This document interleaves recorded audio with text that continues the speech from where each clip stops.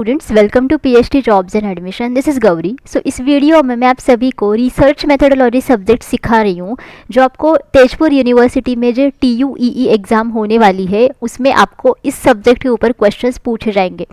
So in relevant to research methodology subject मैं आप सभी को कैरेक्टरिस्टिक्स ऑफ रिसर्च सिखाऊंगी by using MCQs। Okay, so students, characteristics of research ये topic बहुत ही इंपॉर्टेंट है, बिकॉज इसकी मदद से हम लोग जान सकते हैं कि एग्जैक्टली रिसर्च क्या है, रिसर्च के फीचर्स क्या है and how we can do the research, right. And that's इस टॉपिक के ऊपर आपको हमेशा एग्जाम्स में क्वेश्चंस पूछे जाते हैं।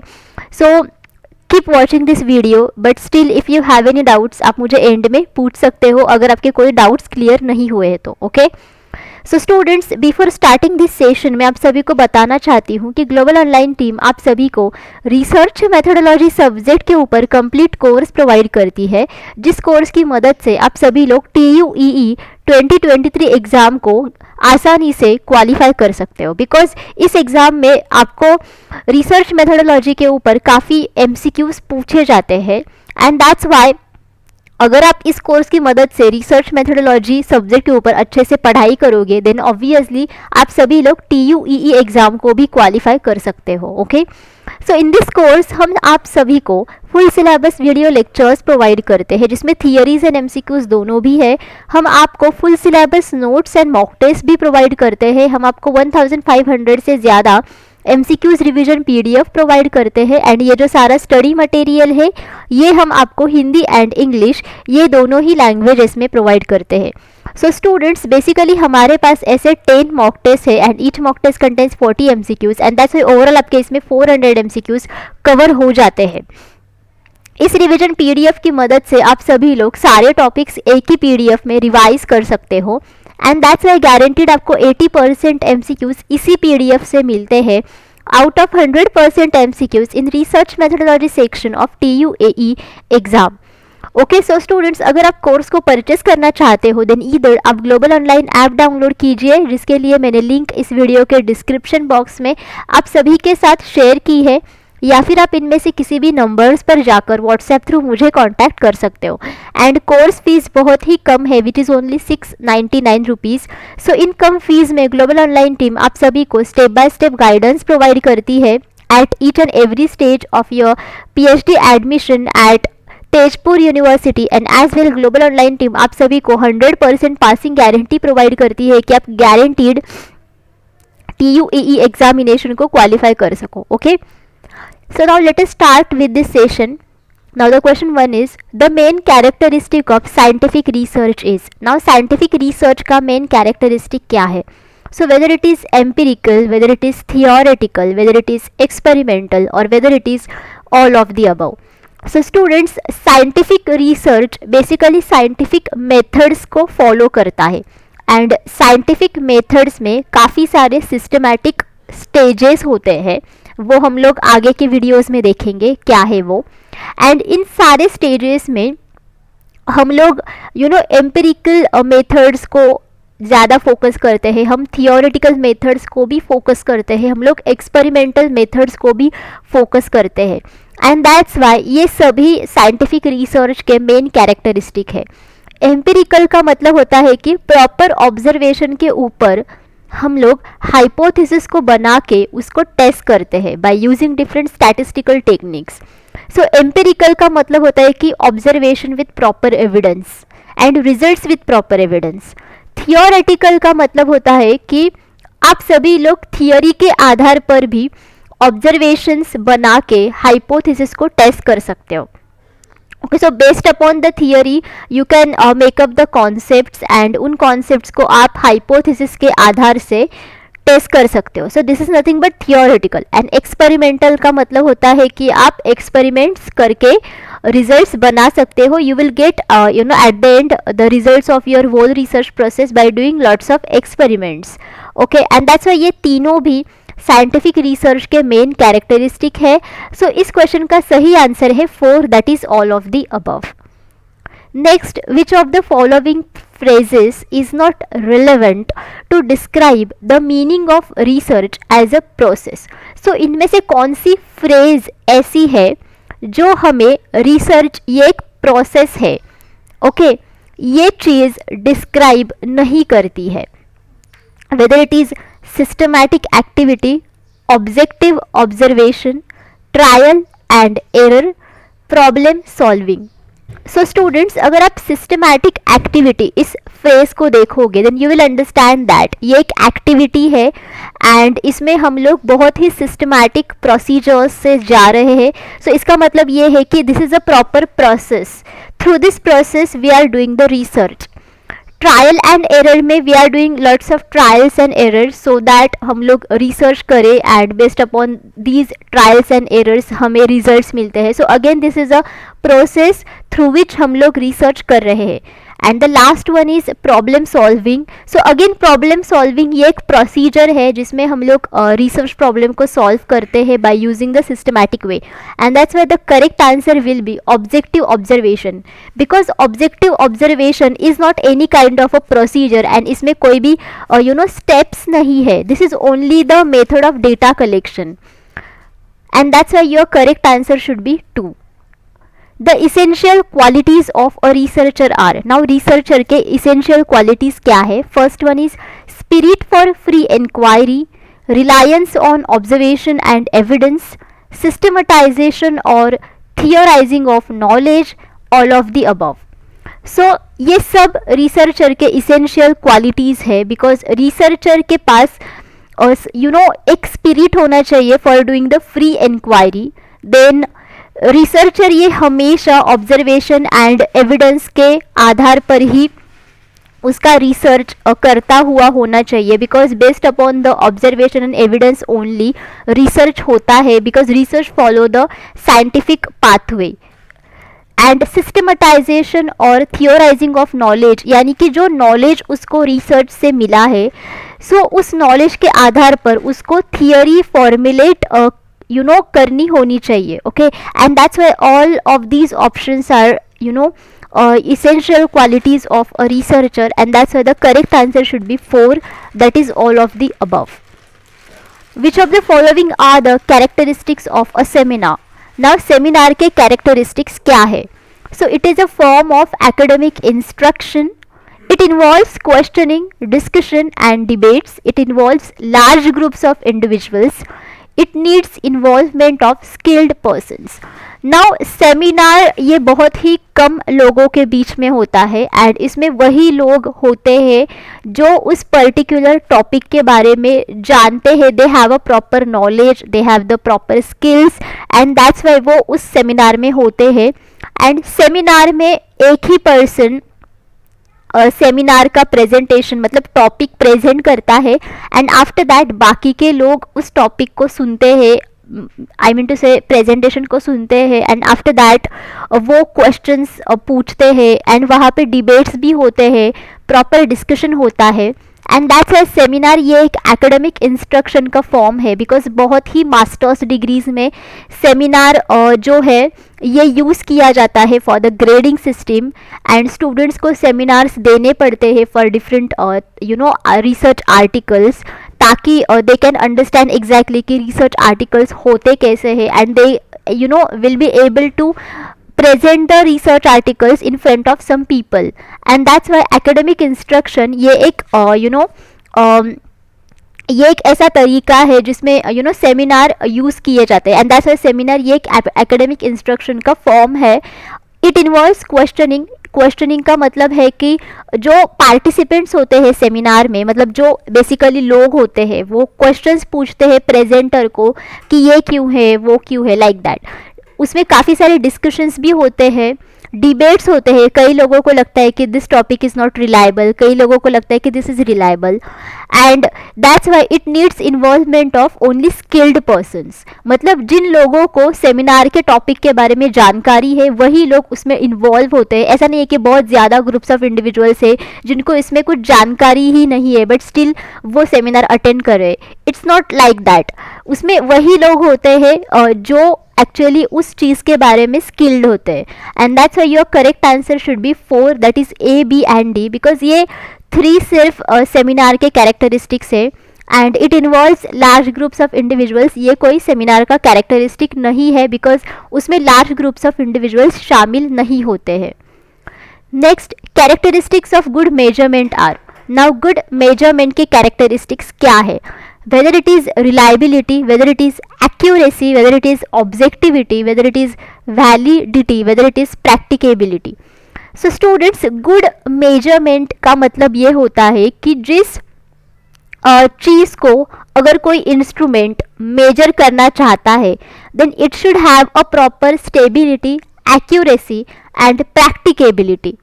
ओके, एंड उसे गुड मेजरमेंट कहा जाता है. And these are basically the characteristics of good measurement, and that's why your correct answer should be 4, that is A, D and E only, because reliability, validity and practicability ये तीनों good measurement के characteristics है. अगर कोई भी instrument हम लोग research में यूज़ करें, देन हम लोग उस इंस्ट्रूमेंट की हेल्प से काफ़ी सारे रिसर्च प्रोसेसेस बार बार करते हैं. एंड अगर आप एक ही रिसर्च एक्सपेरिमेंट को बार बार करोगे by using the same instrument, then हमेशा आपको स्टेबल रिजल्ट्स मिलने चाहिए. मतलब हमेशा आपको वही रिजल्ट्स मिलने चाहिए, and it is called as the reliability of the good measurement. Reliability का मतलब होता है कि कंसिस्टेंसी और स्टेबिलिटी.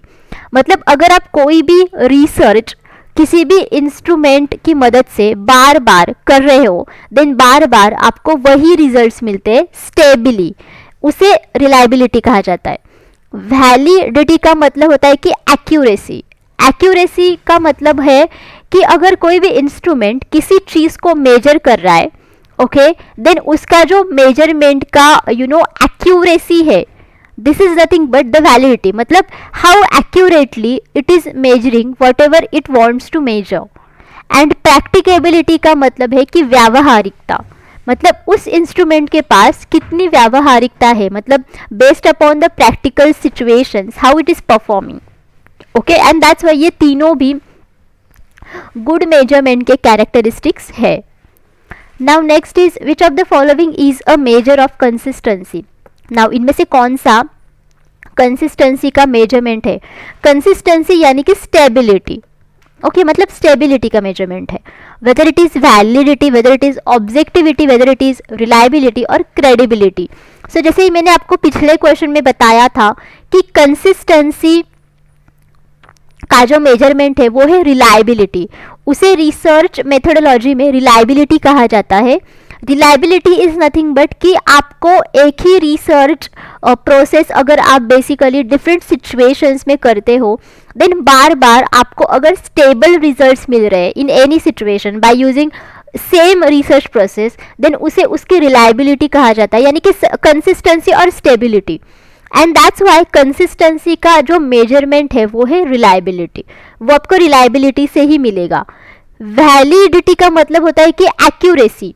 मतलब अगर कोई भी इंस्ट्रूमेंट किसी भी चीज़ को मेजर कर रहा है, then how accurately it is measuring. So this is nothing but validity. Objectivity यानी कि अगर कोई भी चीज़ आप कर रहे हो in the whole research process, then you are doing it fairly. मतलब फॉर एग्जाम्पल अगर रिसर्चर सैम्पल्स को सिलेक्ट करता है for his research study, so just उसकी सिलेक्शन प्रोसेस होती है सैम्पल की, वो बेसिकली फेयर होनी चाहिए. This is called as objectivity. And credibility यानी कि अगर कोई भी रिसर्चर बहुत ही अच्छी तरीके से रिसर्च कर रहा है, and we should give the credibility to that researcher based on his knowledge and performance everything. And that's why देखो कंसिस्टेंसी का जो मेजरमेंट है वो सिर्फ रिलायबिलिटी है. That's why your correct answer should be 3. Next, which of the following is not the characteristic of researcher. Now इनमें से कौन सा रिसर्चर का कैरेक्टरिस्टिक नहीं है? He is a specialist rather than a generalist. He is industrious and persistent on the trail of discovery. He is not inspirational to his chosen field but accepts the reality. He must be an expert in statistics. So देखो researcher ये हमेशा open minded होना चाहिए. मतलब अगर कोई भी चीज़ उसके सामने हो रही है, so he should accept it as it is. उसे कहा जाता है कि open minded. And as well researcher को बाकी के रिसर्चर को भी रिस्पेक्ट करना चाहिए, and he should accept the knowledge of other researchers with respect, and it is called as open mindedness. So researcher ये हमेशा स्पेशलिस्ट होना चाहिए. Than a generalist. ये बहुत ही इंपॉर्टेंट चीज़ है। अगर वो स्पेशलिस्ट है तभी वो उस चीज़ में अच्छी तरीके से रिसर्च करेगा जिस चीज़ में उसको इंटरेस्ट है, rather than generalist, and that's why ये रिसर्चर का एक कैरेक्टरिस्टिक है। He should be industrious and persistent on the trial of discovery, मतलब ये हमेशा मेहनती होना चाहिए, एज वेल मेहनती भी होना चाहिए, एंड वो उसके पास एक प्रॉपर डिटर्मिनेशन होना चाहिए कि why he is doing the research. Because कई बार क्या होता है कि जब भी कोई भी रिसर्चर ट्रायल एंड एरर के साथ करता है रिसर्च, देन हमेशा उसको वही एक्यूरेट रिजल्ट्स मिलते हैं, ऐसा नहीं है। एंड दैट्स वाई जब तक उसे एक्यूरेट रिजल्ट्स नहीं मिलते हैं तब तक वो रिसर्च करता है। सो ये जो उसका कैरेक्टरिस्टिक है वो उसमें होना चाहिए। He should be hard working, वो मेहनती होना चाहिए, एंड एज वेल वो एक्चुअली डिटर्मिनिस्टिक होना चाहिए, मतलब he should have a determination कि यस मुझे ये करना ही है। सो ये एक रिसर्चर की कैरेक्टरिस्टिक है। And he is not inspirational to his chosen field but accept the reality. Yes, ये बहुत इंपॉर्टेंट बात है कि रिसर्चर ये हमेशा ऐसा होना चाहिए that he is able to accept the reality, मतलब जो रियलिटी में है वही एक्सेप्ट करो, बिकॉज जो रियलिटी में है वो सच है, and that's it will be a proper evidence for him, and that's why उसका जो रिसर्च है वो एम्पिरिकल हो जाएगा, and which is the characteristic of the scientific research itself. And that's why researcher के पास भी ये कैरेक्टरिस्टिक होनी चाहिए। And he must be an expert in statistics. No, ऐसे कोई ये नहीं, रूल नहीं है कि रिसर्चर हमेशा स्टैटिस्टिक्स में एक्सपर्ट होना चाहिए, बिकॉज कई रिसर्च टाइप्स ऐसे हैं जिसमें हमको स्टैटिस्टिक्स को यूज़ करने की ज़रूरत भी नहीं पड़ती है। एंड अगर हमें किसी भी एक्सपर्ट की ज़रूरत पड़ती है in the statistics for our research process, then researcher उस पर्टिकुलर एक्सपर्ट की मदद ले सकता है, but it is not essential कि वो एक्सपर्ट होना चाहिए in statistics, but if he is then it is good, but it is not essential, and that's why researcher के पास ये कैरेक्टरिस्टिक नहीं होती है। It is not essential basically, and that's why your correct answer should be 4. Next, the conceptual framework in which research is conducted is called. Now, इनमें से कौन सा ऐसा ऑप्शन है जो एक कॉन्सेप्चुअल फ्रेमवर्क है जिसमें रिसर्च को किया जाता है? कॉन्सेप्चुअल फ्रेमवर्क का मतलब होता है कि outline of the process that you are doing. Okay, so whether it is synopsis of research, whether it is research design, whether it is research hypothesis, or whether it is research paradigm. So students, now let us see one by one what are these options. So synopsis of research का मतलब होता है कि research का सारांश, summary. So जैसे कि आप abstract पढ़ते हो, एंड कभी कभार पूरे रिसर्च रिपोर्ट का एक प्रॉपर सिनॉप्सिस भी दिया जाता है जिसमें बहुत कम चीज़ें होती है, एंड ये सब हमने मास्टर्स में देखा है स्टूडेंट्स। कई मास्टर्स डिग्री में रिसर्च का सिनॉप्सिस भी बनाना पड़ता है, and this is nothing but कि पूरे रिसर्च रिपोर्ट का आप एक शॉर्ट में समरी देते हो. Okay, and this is called as synopsis of research.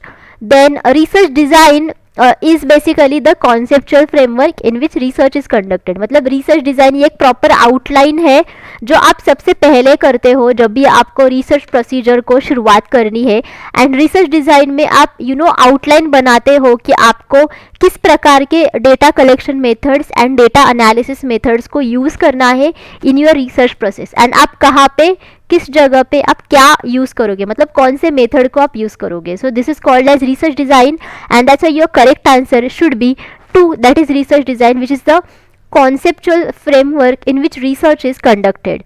Now research hypothesis is the proper predictive statement of the solution of your research, and that's why research hypothesis में काफ़ी clarity होती है relevant to the variables under study, and basically research hypothesis में आप predict करते हो कि जो वेरिएबल्स है अंडर स्टडी उनके बीच में एग्जैक्टली क्या रिलेशनशिप है, and according to that statement आप उसको टेस्ट करते हो. Okay, and research paradigm is nothing but research perspective or research approach. Exactly what perspective you have, जैसे कि positivistic perspective या फिर post positivistic perspective या फिर interpretivistic perspective. So this is called as research paradigm and we are going to see this, so don't worry. So basically your correct answer should be 2 over here. Now next is an example for scientific knowledge is, now scientific knowledge का इनमें से कौन सा example है. So students, जैसे कि हमने देखा साइंटिफिक रिसर्च जो कि एम्पिरिकल, एक्सपेरिमेंटल, थियोरिटिकल चीज़ों के आधार पर होता है, वैसे ही साइंटिफिक नॉलेज भी प्रॉपर एविडेंस के आधार पर ही होता है. ओके ऐसा इसमें ऐसा है नहीं कि ये नॉलेज हमने जो सुनाई बातें हैं उसके ऊपर हमने क्रिएट किया है. सो बेसिकली साइंटिफिक नॉलेज ये हमेशा प्रॉपर एविडेंस के आधार पर ही बनाया जाता है. So let us see options. Right of a profit, then social customs, then theology, then laboratory and field experiments. So if you see above these options, जैसे कि एक भविष्यद्वक्ता का अधिकार कि और सामाजिक रीति रिवाज और धर्मशास्त्र, सो ये सब चीज़ें बेसिकली देखो साइंटिफिक नॉलेज के आधार पर होते नहीं है. इसमें काफ़ी सारे जो हमने सुनी सुनाई बातें होती है उसके ऊपर इसमें फोकस किया जाता है, राइट. एंड इसमें कोई भी हमें एविडेंस भी नहीं मिलता है, there is no proper evidence as well. And that's why laboratory and field experiments ये दोनों भी एग्जांपल्स ऐसे हैं जो साइंटिफिक नॉलेज के ऊपर बेसिकली डिपेंड है, राइट. बिकॉज हम लोग लेबोरेटरी एंड फील्ड एक्सपेरिमेंट्स करते हैं ताकि हमें प्रॉपर एविडेंस मिल सके and based upon that evidence हम लोग रिसर्च कर सके. Okay, and that's why your correct answer should be 4. Next, dash thinking enables us to write statements and develop arguments in a step-by-step coherent manner. So इनमें से कौन सा thinking approach ऐसा है जो हमें इनेबल करता है ताकि हम स्टेटमेंट्स को लिख सके, ताकि हम आर्ग्यूमेंट्स को स्टेप बाय स्टेप डेवलप कर सके. So whether it is accurate thinking, whether it is scientific thinking, whether it is logical thinking or whether it is clear thinking. So accurate and clear ये तो options वैसे भी eliminate होंगे because इस प्रकार के कोई basically research methodology में और science में ऐसे thinking properties है नहीं. So your correct answer should be between scientific or logical, but your correct answer in this case should be 3, that is logical. Because logical thinking से ही हम लोग statements को लिख सकते हैं, हम लोग step by step proper manners में आर्ग्यूमेंट्स को डेवलप भी कर सकते हैं. यहाँ पे साइंटिफिक थिंकिंग नहीं आया है बिकॉज साइंटिफिक थिंकिंग में हम लोग सिर्फ साइंटिफिकली जो एक्सपेरिमेंट्स होते हैं वो करते हैं. इसमें हम लोग प्रॉपरली साइंटिफिक मेथड्स को फॉलो करते हैं. ओके जिसमें ऑब्जर्वेशन है, एक्सपेरिमेंट्स है या फिर थियोरी को डेवलप करना है वो है. But if you want to write the statements and अगर आपको आर्ग्यूमेंट्स को डेवलप करना है then in that case you need to think in logical order, okay not in scientific order. Basically ये दोनों भी थिंकिंग प्रॉपर्टीज यूज़ किए जाते हैं रिसर्च प्रोसेस में, साइंटिफिक एंड लॉजिकल. बट इन दोनों के भी जो एम्स है वो डिफरेंट है. मतलब जिस जगह पे आपको एविडेंस चाहिए, जिस जगह पे आपको मेथड्स यूज़ करने हैं वहाँ पे आप साइंटिफिक थिंकिंग यूज़ करोगे. बट जहाँ पे आपको एविडेंस या फिर मेथड्स को यूज़ नहीं करना है वहाँ पे आप लॉजिकल थिंकिंग को यूज़ करोगे. And that's why your correct answer in this case should be 3, that is logical thinking which enables us to write statements and develop arguments in a step-by-step coherent manner. So students, thank you for watching this session. I hope all of you understood everything जितना भी मैंने इस session में discuss किया है. But still, if you have any doubts, you can ask me in the comment box.